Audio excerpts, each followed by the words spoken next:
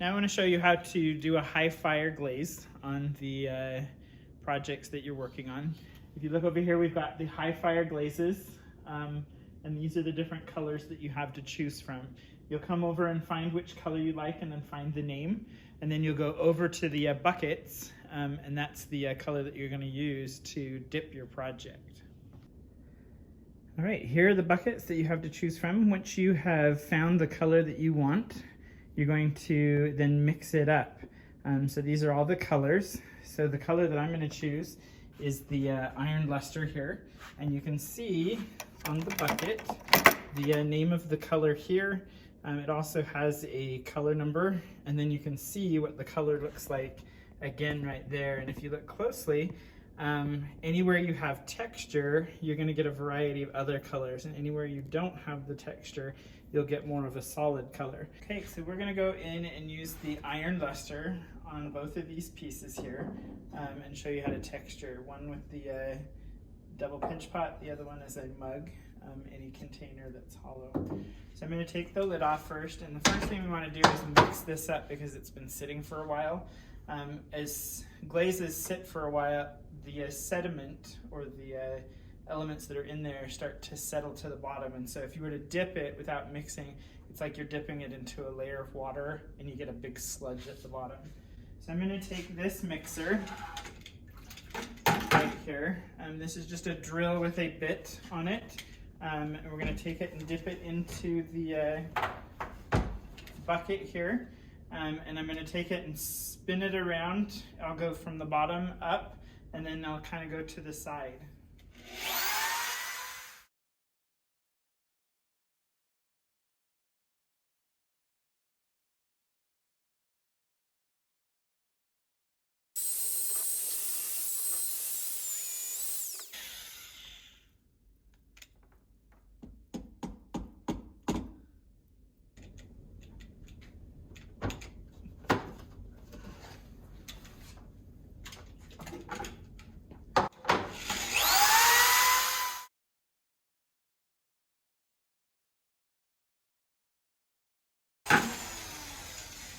And that cleans off the bit.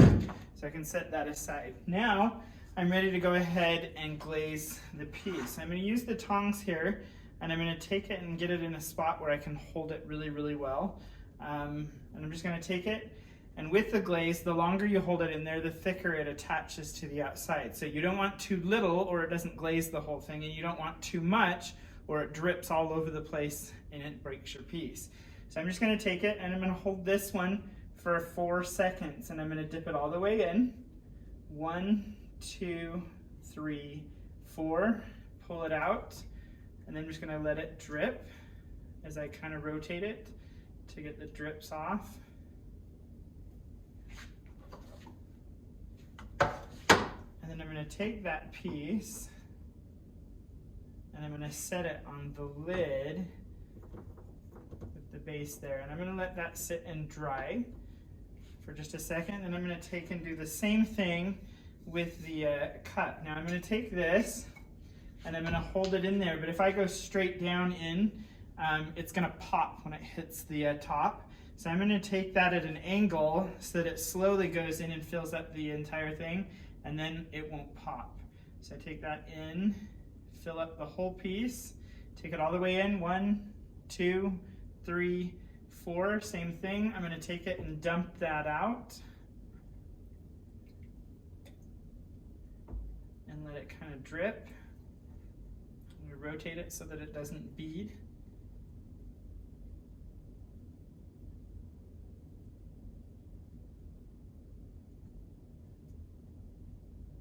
Same thing, set it on the lid there so that it can dry. And then I'm going to take this over and wash that out. So I'm just going to put the table down.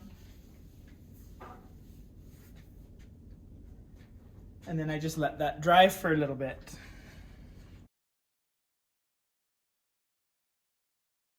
Right now you can see that these are mostly dry. So I'm going to take these and wash the bottoms off. You can see that when you have a project, if there's glaze on the bottom, they'll stick to the shelf. And so I'm going to take a wet sponge and the pot here, and I'm going to wash up about 1/4 of an inch up the side. And just kind of wash off that bottom until I get the glaze off. And you can do this at the sink.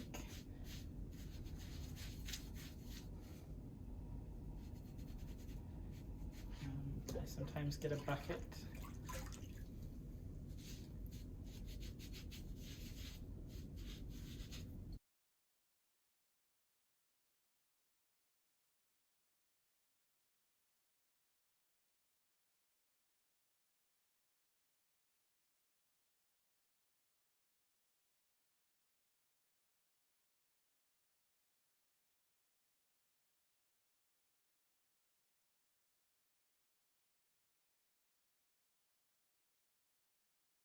Just a little bit.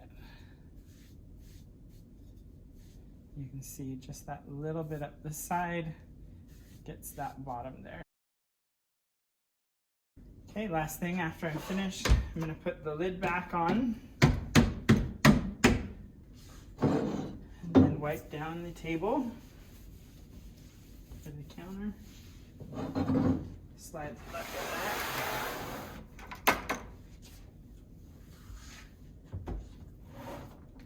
And put the drill back in the box.